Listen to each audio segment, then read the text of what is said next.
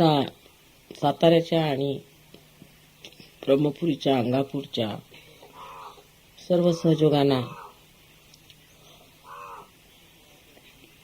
असं सांगायचं आहे की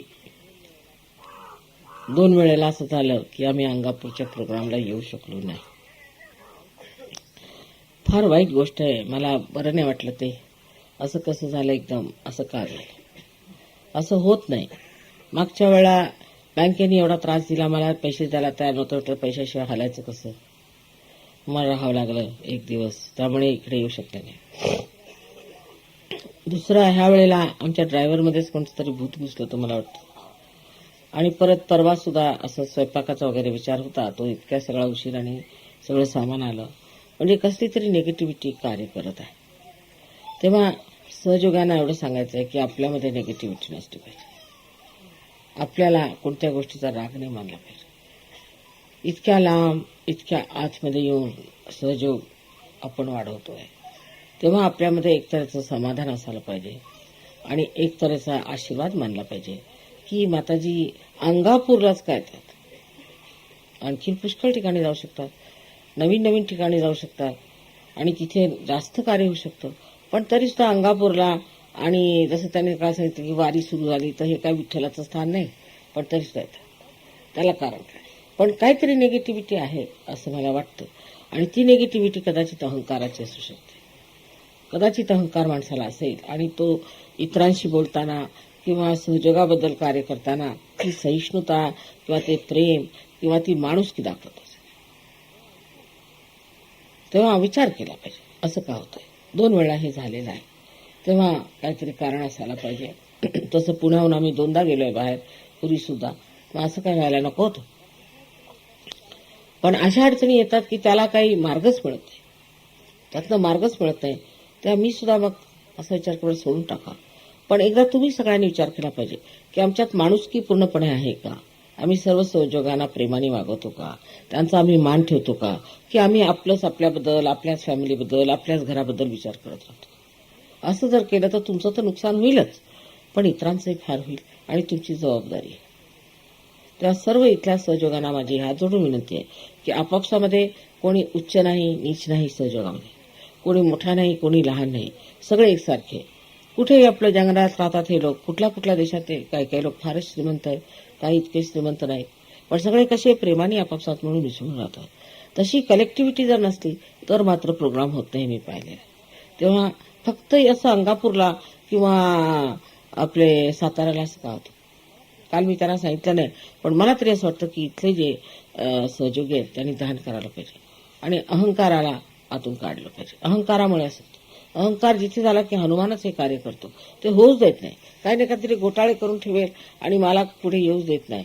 तेव्हा कालचा आणि आजचा, परवाचा आणि कालचा प्रोग्राम जो झाला त्यात मला वाईट वाटत होतं म्हणा, पण मी सुद्धा अगदी असमर्थ होते या गोष्टीत. मला समजत नव्हतं की असं कसं झालं.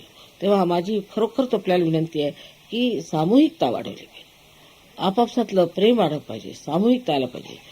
अधिकतर लोकांचं आपले महाराष्ट्रात असं आहे की ह्याचा गळा काप, त्याचा गळा काप. सहयोगात सुद्धा ते चालू असतं. हा ठीक नाही, तो ठीक नाही, त्याला येऊ नको देऊ, त्याचं काही ठिकाणा नाही. त्या अशा रीतीने वागून ह्या भाऊबंदकीने सहयोग कधी वाढला. तुमच्यावर अनेक आशीर्वाद आहेत परमेश्वराचे आणि अनेक गोष्टी घडल्या आहेत.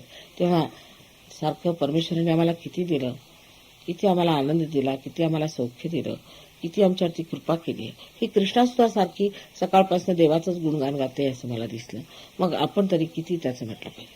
आता ह्या लोकांचे 15 देश नाही, 30 देशातले लोक आहेत तिथे, आणि प्रत्येक देशातल्या लोकांनी आपली गाणी कशी म्हणून घेतली, त्यांच्यात कशी निनादतात, त्यांच्यासाठी सहयोग हाच जीवन. तसं आपल्याकडे नाही. एक गाणं जर कुणी म्हटलं की दुसरा त्याच्यावर वरचढ गाणं म्हणाय, पण असं नाही की सगळ्यांनी मिळून ते गाणं आधी शिकावं मग दुसरं गाणं म्हणा. तर आपल्यामध्ये इतकं कॉम्पिटिशन आपल्यात आता जे चाललेलं आहे ते गेलं का? आपण काय आता सर्वसाधारण लोक नाही, आता आपण योगी जन. योगी जन म्हणजे कसा, अगदी नम्र असायला पाहिजे. परत सहयोगी अत्यंत प्रेमळ असायला पाहिजे. सगळ्यांना या बसा, कुणी श्रीमंत असो गरीब असो तरी त्याला म्हणायचं की तुम्ही येऊन बसा. आणखी त्यांना व्यवस्थित बघायचं, त्यांचं प्रेमाने वागवायचं. माझं घर, माझी फॅमिली असा जो मनुष्य बघतो तो सहयोगात राहणार नाही, टिकणार नाही आणि तो निघून जाणार. म्हणून माझी सगळ्यांना अशी विनंती आहे की असा अप्पलपोट्टेपणा करायचा नाही किंवा अशा सीमित ह्याच्यात राहायचं नाही. आपल्याला विशाल व्हायचंय. मग आपली नावं दिगंताला पोचणार. कोण कोणाला ओळखत होतं बघा. राहुरीचे आमचे धुमाळ आहेत, त्यांना कोण ओळखत होतं. कुलकर्णी आहेत पुण्याला, त्यांना कोण ओळखत होतं. मुंबईला मगदूम साहेब आहेत, त्यांना कोण ओळखत होतं. काही नाही. पण आज सगळ्या जगात त्यांची नाव आहे, त्यांच्या मोठेपणामुळे, त्यांच्या विशालतेमुळे. त्यांचे ह्या लोकांना आल्यावर गळ्यात मिठा घालतात. माझ्यावरच नाही की तुम्हीच या, तुम्हीच करा असं नाही. ह्यांच्याशी ओळख करायची, ह्यांच्याशी बोलायचं. हा कोण, हा कुठून आला, याचं लग्न कोणाशी आहे, असं आहे तसं आहे. स्वतःला वेगळं अलिप्त नाही ठेवलं पाहिजे. आणि ते जर आलं ना तर ह्यांच्यामध्ये सरमिसळ होईल, तुमची नावं वाढणार, संबंध देशादेशातनं तुमचं नाव आहे. आता जर ह्यांना विचारलं की साताऱ्याचे कोण ऑर्गनायझर आहेत तर कोणाला माहिती. आता तुम्ही करता त्यांचं ऑर्गनायझेशन, एकाचे नाव कोणाला माहिती म्हणजे काय होणार आहे. याला काय कारण आहे. कबूल आहे ना, ही गोष्ट कबूल आहे ना. तर सगळ्यांशी बोलायचं, भेटायचं, सगळ्यांना नावं सांगायची, ओळखी करून घ्यायच्या, कोणत्या गावचे, कोणत्या देशाचे, त्याबद्दल वाईट नाही वाटून घ्यायचं. आई जे म्हणते ते हितासाठी म्हणते तुमच्या, ते सगळ्यांचं भेटून घ्यायचं, बोलायचं. कोण आहे आता काच इतकी मंडळी आली ती ज्यांना पार झाले, काय झालं, त्यांची नावं वगैरे नोंदवली की नाही माहिती. मी सगळं बघत होते पण काही बोलले नाही. प्रत्येक वेळा असंच होतं. प्रत्येक वेळा काळजी घ्यावी लागते. हे आपले पाहुणे नाहीत, हे आपले अंग प्रत्यंग आहेत. आपलं शरीर आहे, आपल्या शरीरातले भाग आहेत, हे समजलं पाहिजे. आता इतक्या विशाल शरीरात तुम्ही प्रवेश केलेला आहे आणि त्या शरीराचे आपण अंग प्रत्यंग आहोत. जसं ह्या बोटाला लागलं की लगेच ह्या बोटाला कळतं आणि सगळं शरीर हालतरून निघतं, तसंच आपलं आहे. तेव्हा ती एकतांता, ती एकात्मता जोपर्यंत आपल्यामध्ये येणार नाही, त्यांच्या ओळखी पटणार नाही, तोपर्यंत आपण सहयोगामध्ये अजून उतरलो नाही, आपल्याला सहयोग समजलेला. ज्यांना सहयोग समजलेला ते हे समजतात की हे युगायुगातलं फार मोठं एक सुवर्ण आहे. आणि ते म्हणाले लहान सहान गोष्टीमध्ये सुद्धा आपण बघतो की अजून जाती पाती अमकं तमकं सुटलेलं नाही. हे आपल्याला तोडलंच पाहिजे. ह्या जातीपाती धरून नुसता बायकांचाच त्रास सोडा. एखादं चांगलं लग्न झालं त्याचा अर्थ असा नाही की सगळी लग्न चांगली होणार. पण ह्याचा अर्थ असा नाही की जातीत करायचंच नाही, पण सहयोगी असल्याशिवाय लग्न करायचं. पण तो जातीतलाच असला पाहिजे असा अट्टहास करायचा नाही. आपल्याला सर्व विश्वास बसवायचं, ही हिंमत असायला पाहिजे. जर ही आम्ही तुम्हाला समर्थता दिली नाही तर तुम्ही कसले सहयोगी. जर तुम्ही समर्थ असाल तरच होऊ शकतो. तर एऱ्या गबाळ्याचे काम नव्हे, त्याला पाहिजे जातीचे सांगितलेलं आहे. आणि मराठा ते तुका वेळ व्हावा असं का म्हटलं.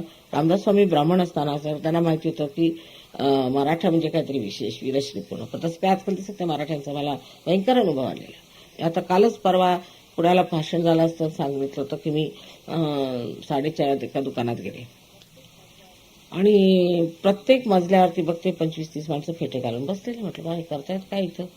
आणि हे बस्त्याला बसले. असं बसत होते का शिवाजी महाराजांच्या वेळेला वेळ तरी होते का बस्त्याला बसायला.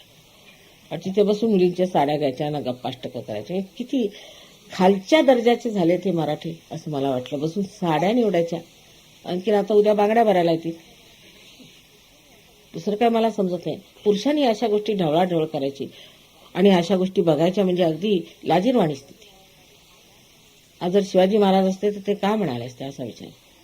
अहो हातामध्ये तलवारी घेऊन फिरणार लोक आज बस्त्याला बसून साड्या बघतात, तर काय म्हणावे लोकांना. म्हणजे कोणत्या मराठी त्यांनी सांगितलं ते मला समजत. परत पुष्कळशे लोक शिवाजी महाराजांचं नाव घेऊन धंदेच करतात, दारू प्यायची. त्या शिवाजी महाराजांनी आपल्या मुलाला इथेच तुमच्या समोरच अटकेत ठेवलं होतं, कारण तो दारू प्यायचा. ऐकी नाही गोष्ट कधी अटकेत ठेवलं होतं की नाही. मग जे लोक दारू पितात ते शिवाजी महाराजांचं नाव कसं घेऊ शकतात. सरळ गोष्ट त्यांना अटकेत ठेवायला पाहिजे शिवाजी महाराजांच्या हिशोबाने. कळलं की नाही. आणि जर तुम्ही त्यांना अटकेत ठेवू शकत नाही तर निदान त्यांच्या जवळ तरी जाऊ नये, त्यांच्याशी संबंध ठेवू नये. कारण त्यांचा जो घाणेरडेपणा आहे त्याचा परिणाम तुमच्यावर. ह्या अशा समाजाला काय म्हणायचं, अशा मराठा समाजाला. आम्ही सुद्धा त्याच समाजातले आहोत असं म्हणतात लोक. आणखी ते काय तुमचं 96 कुळी वगैरे आहे ते सुद्धा आहे म्हणतात. तर त्याला काय चाटायचंय, काय त्याचा अर्थ आहे. 96 कुळी म्हणायचं आणि बायकोला मारायचं. अहो तसे धोबिणी सुद्धा इतक्या मारल्या जाते, तितक्या मराठीच्या बायकांना लोक मारतात, ते त्रास देते. हे काय मोठे 96 कुळी झाले. ह्या सर्व गोष्टींकडे आपण लक्ष द्यायला पाहिजे. आपण सहयोग आहे, ही एक क्रांती आहे फार मोठी. जे कोणी क्रांतिकारी असतील त्यांनी सहयोगात यावं, नाही तर येऊ नये. आणि ही क्रांती फार मोठी. या क्रांतीमध्ये आपण सगळं बदलून टाकणार आहोत. आयुष्यामध्ये एक तऱ्हेचं आनंदमय जीवन आतमध्ये आणि बाहेर सबंध व्यवस्थित अगदी असं बसलेलं रामराज्य पाहिजे. त्याची मी कल्पना केलेली आहे. त्या रामराज्याला जर तुमची तयारी असली तर माझ्यावर उभं राहायचं, नाही तर उभं राहायचं नाही. उपटशुभांचं इथं काम नाही. सहयोगामध्ये काम त्या लोकांचं आहे जे लोक ह्याच्यासाठी समर्पण करतील, मेहनत करतील आणि वेळ घालतील. पंढरीच्या वाऱ्या करायला लोक तयार आहेत. पंढरीच्या वाऱ्या करायला पोचले. पंढरीच्या वाऱ्या करायला लोक पोचतील. तिथे जाऊन एक एक महिना घालवतील, डोकी फोडून घेतील. पण जे सहज सरळ आहे ते मिळत नाही. की ह्या सगळ्या गोष्टींमध्ये आपण किती वेळ घालवला, आपल्या बापदाद्यांनी वेळ घालवला, त्यांच्या बापदाद्यांनी घालवला, आणि आज आपण कुठे आलो. पूर्वी होतं बरोबर शिवाजींच्या वेळेला की मुसलमानांना पळवायचं, पण आता ते सगळं आपल्या आतमध्ये आलेले, सगळे आपले षड्रिप आपल्या आतमध्ये आले, ते आपण काढून टाकू. सहयोगामध्ये बोलायचं एक आणि करायचं दुसरं असं नाहीच. तसं तुमचं आई करत आहे तसंच तुम्ही करायचं. प्रत्येक गोष्टीमध्ये लक्ष ठेवलं पाहिजे. दुसरी गोष्ट मी इकडे अशी माझी लक्षात आली, खरोखर म्हणजे मी नागपूरची राहणार आहे. नागपूरला लोक भयंकर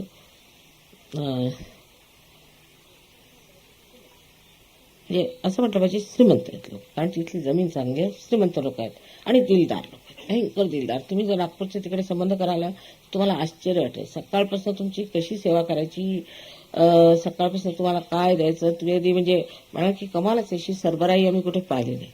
त्याला कारण असं की एक श्रीमंत लोक आहेत, ते शेतीवाडी चांगली आहे, हवा वगैरे चांगली, सगळं जरी म्हटलं तरी सुद्धा त्यांच्यामध्ये अप्पलपोटेपणा नाही. ऐकवळा स्वतः उपाशी राहतील पण पाहुण्यांचं फार करणार, ठीक करणार. पण इकडच्या बाजूला मी बघते आहे की भयंकर लोक कंजूस आहेत, भयंकरच. अगदी सहयोगात सुद्धा पैसे तर देतच नाहीत काही. आता सगळे पैसे पत्र ह्या लोकांनी दिलेले ते तर सोडा. पण आता जर तुम्हाला गणपतीपुळ्याला जायचं असलं तरी त्यांना असं वाटतं माताजीने आमच्या खाण्यापिण्याचे राहण्याचे सर्व पैसे द्यायचे. म्हणजे हे काय भिकारीपणा. तेच आमच्या नागपूरच्या कोणाला जर म्हटलं ना की तुमचे आम्ही खाण्यापिण्याचं नाही, मग वा कशाला, आम्ही आमचे देणार, तुम्ही जायचे नाही, आमच्याकडनं जास्तीचे घ्या म्हणते. आता हे सगळे गाणे म्हणणारे आणि गाणे करणारे आणि ते म्हणा माताजी बघा आम्ही फुकटात येणार नाही, आम्हाला इथून आमचे पैसे देणार. तर अशी काही आपली परिस्थिती करून घ्यायची नाही जिथे मनुष्य इतका शूद्र होईल. विशाल हृदय झालं पाहिजे आणि त्या विशाल हृदयाला आपण घेतलं पाहिजे. आईने सांगितलं त्याचं वाईट नाही वाटून घ्यायचं, आई आपल्या हितासाठी सांगते, ती विशालता असायला पाहिजे. तेव्हा सहयोगाचा कोणी ठेका घेतलेला नाहीये. सहयोग कोणा एका माणसाचा नाहीये, सर्वांचा आहे. सर्वांशी माणुसकीने प्रेमाने वागायला पाहिजे. सगळे आपले अंग प्रत्यंग आहेत असा विचार केला पाहिजे आणि तसं प्रेम केलं पाहिजे. या सातारा जिल्ह्याचं फार महात्म्य आहे. इथे कृष्णाच वाहत नाही, पण इथे इतक्या साधू संतांनी कार्य केलेलं आहे की मला आश्चर्य वाटतं की ह्या सातारा जिल्ह्यात सहयोग का बसू नये. पण त्याला कारण जे असेल ते शोधून काढलं पाहिजे, त्यावर तोडगा काढला पाहिजे. आणि का होत नाही, जर तुम्ही हिया केला तर का होणार. राजकारणी लोकांनी किती प्रकार करून ठेवले आहेत. मग हे अध्यात्म आहे, ह्याचा कोणाशी संघर्ष काय, त्याचं कोणाशी भांडण काय, आणि लगेचच कोणी सहयोगात आल्याबरोबरच त्याला फायदा होतो. आता हे दयाल साहेबच बघांची काय परिस्थिती, आज यांची परिस्थिती किती चांगली. कालच एक गृहस्थ भेटले, म्हणे माताजी मी आलो इंटरव्ह्यूला, मला मोठी नोकरी मिळाली. म्हणजे पैशाच्या दृष्टीने म्हणत नाही, पण इतर मनाला स्वास्थ्य, अहंकार आदी, राग येणं, तो दुसऱ्यांवरती राग दाखवणं, हे सगळं सुटतं. मनुष्य शांत चित्त, त्याच्या चेहऱ्यावरच इतकी शांती येते की वाटतच नाही की हा मनुष्य तोच आहे. स्वतः कोण देवता पुरुषाला, अहो मी तो, असं का, पण तुमचे ते चढले डोळे बिळे काही दिसत नाही, नाही तर उतरलं सगळं. तसं व्हायला पाहिजे. तसंच बायकांचं सुद्धा, बायकांनी सुद्धा अत्यंत प्रेमाने आईसारखं वागलं पाहिजे. प्रत्येक गोष्टीमध्ये आपल्यामध्ये एक गुण फार चांगला आहे की पावित्र्याची आपल्याला कल्पना आहे, पण इतर गुण फार कमी. एकतर तसंच बोलताना फार आपण उद्धटपणाने मुलांना सुद्धा चल उठ निघ असं बोलायचं, सरळ म्हणायचं चला उठा. आपल्या तिकडे आमच्या नागपूरला मुलांना कोणी असं बोलत आहे, चल निघ उठ असं नाही बोलत, चला उठा. मानाने त्यांना वागवलं म्हणजे ते पुढचा मान करायला शिकते. पण सुरुवातीपासूनच अगदी पटकन हातात काहीतरी वस्तू उचलून घ्यायची, तर त्याला ढकलून टाकायचं, त्याला तिकडे बसवायचं. मुलांचा जर मान नाही केला तर ते मुलं तसेच होणार, पुढे जाऊन मान नाही करणार. तर ही फार मोठी तफावत मी पाहिली दोन ह्याच्यामध्ये. कारण आमच्या तिकडे खानदेशाला नागपूरला लोक आहेत, खानदेश मला इतकं नाही पण नागपूरच्याकडचे वडाडचे लोक आहेत, त्यांचं वागणं त्यांचं बोलणं मुलांच्या बरोबर एक तऱ्हेची पद्धत. आणि शिवाजी महाराज झाले ते इकडे, तिकडे कोणते महाराज झाले, ते भोसले झाले ते बस. पण तिथे एवढं राजेशाहीपणा कसा आला आणि इथे इतका शूद्रपणा कसा? तर मुलांशी सुद्धा इज्जतीने बोललं पाहिजे. आपण सुद्धा यावं. आता सहयोगी आले मानपान केला पाहिजे. आता पुष्कळदा मी आमच्या प्रतिष्ठानमध्ये बघते की काही भेटायला आले की मला सांगायला जाऊ घ्या ना, काही खायला द्या की, म्हणजे मग लोक देतो. असं नाही की आल्याबरोबर काहीतरी खायला द्यायचं, त्यांना पाणी द्यायचं की बघायचं. तशीकडे पुण्याला तर मुळीच पद्धत नाही. तिथे तर एक पेरू 10 माणसांना वाटून खातील. अशातले भयंकर कंजूस लोक आहेत पुण्याला. पण साताऱ्याला तसं नको. तुमच्या इथे शाहू महाराजांसारखे लोक झालेले आहेत आणि कितीतरी गोष्टी झालेल्या आहेत. तेव्हा एकतर दातेपण असलं पाहिजे, मोठं पण असलं पाहिजे. लोकांना तोडायचं फार लवकर येतं. आपल्या मराठी भाषेमध्ये इतका गोडवा आहे, इतकं सगळं चांगुलपणा आहे, पण हे तोडण्याचं जे प्रस्थ आहे ते कसं वाढलं मला समजत नाही. अपमान करायचा लोकांचा, फटकन काहीतरी बोलून टाकायचं, ते तसं सहयोगात नसलं पाहिजे. कोणी गरीब श्रीमंत असला तो आहे तिथे आहे, परमेश्वराने ते केलेलं नाही, समाजाने केलेलं आहे, पण त्याची काही मान्यता घ्यायची नाही आणि सरळ मनाने अत्यंत उदार हृदयाने प्रत्येकाला आपल्या हृदयात बसवलं पाहिजे. कारण तुम्ही संत साधू आहात, तुम्ही सगुणामध्ये आलेले निर्गुण आहात. तेव्हा तुमचं वागणं कसं सुंदर असायला पाहिजे. त्याच्यात गर्विष्ठपणा नको, त्याच्यामध्ये जुन्या कल्पना नको, काही नको. जर ते झालं नाही तर तुमची सहयोगाची प्रगती खुंटेल. म्हणून आज मी उघडपणे सांगते की फार जरुरी आहे की सहयोगांनी साताऱ्याच्या विशेष करून एक फार प्रगती करायला पाहिजे. आपापसात मैत्री पाहिजे, ग्रुपबाजी नको, गटबाजी नको आणि आपापसात बोलणं फार नम्रतेचं असतं, फारच नम्रतेचं. प्रत्येकाचा मान केला पाहिजे, प्रत्येकाशी प्रेमाने वागलं पाहिजे.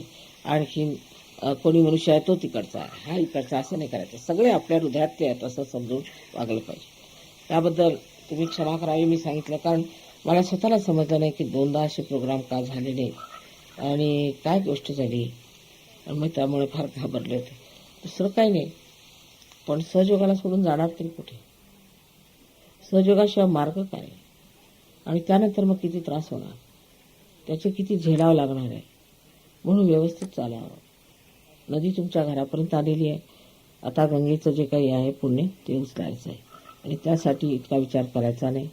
फक्त एक समर्पित असून आता जी तुम्हाला आमचे सगळे जेवढे काही कुसंस्कार आहेत, आणखी जेवढे काही आमचा अहंकार आहे, तो सगळा आम्ही समर्पण केला असं मनामध्ये प्रार्थना करून माणसाने सहयोगाला वाढी लागलं पाहिजे. त्यात नवरा असं म्हणतो किंवा बायको असं म्हणतं असं म्हणायचं नाही. सहयोगी प्रत्येक ठिकाणी आपला व्यक्तिगत सहयोग वाढवू शकते. इतकंच नव्हे तर हळूहळू सगळ्यांना जिंकूनही घेऊ शकते. अशा रीतीने एक सशक्त समर्थ समाज आपल्याला तयार करायचा आहे. तो केल्याशिवाय आपल्या राजकीय सुद्धा ज्या काही व्यवस्था त्या ठीक होऊ शकतात. तर मानवालाच परिवर्तन पूर्णपणे झालं पाहिजे. सहयोग म्हणजे कुणीतरी येऊन त्याची मक्तेदारी घ्यायची आणि आम्ही काय ते मोठे सहयोग म्हणून मिरवायचा, असा सहयोग नाही. सहयोगामध्ये तुमची प्रगती काय झाली, तुम्ही कुठवर आलात, तुम्ही काय किती लोकांना जागृती दिली, किती लोकांना प्रेम दिलं, किती लोकांची दोस्ती झाली ते पाहिलं. तेव्हा आता ही मंडळी जाणारच आहेत, आता अतीतलाही जाणार आहेत पुढे, पण तरी सुद्धा त्यांच्यामध्ये बसून तुम्ही कोण काय कुठले त्यांचे पत्ते घेणं, त्यांच्याशी बोलणं, सगळ्यांनी प्रेमाने बोलून घ्यायचं म्हणजे बरं वाटेल. नाहीतर इथे येतात पाहुण्यासारखे आणि जातात. अहो पण पाहुण्यांची तरी ओळख तर झालीच पाहिजे की पाहुणे कोण आहे. त्यांना तुमची ओळख सुद्धा नाही, विचारतात कोणाकडे जायचं, कोणाला भेटायचं, काय करायचं. तसं करू नये.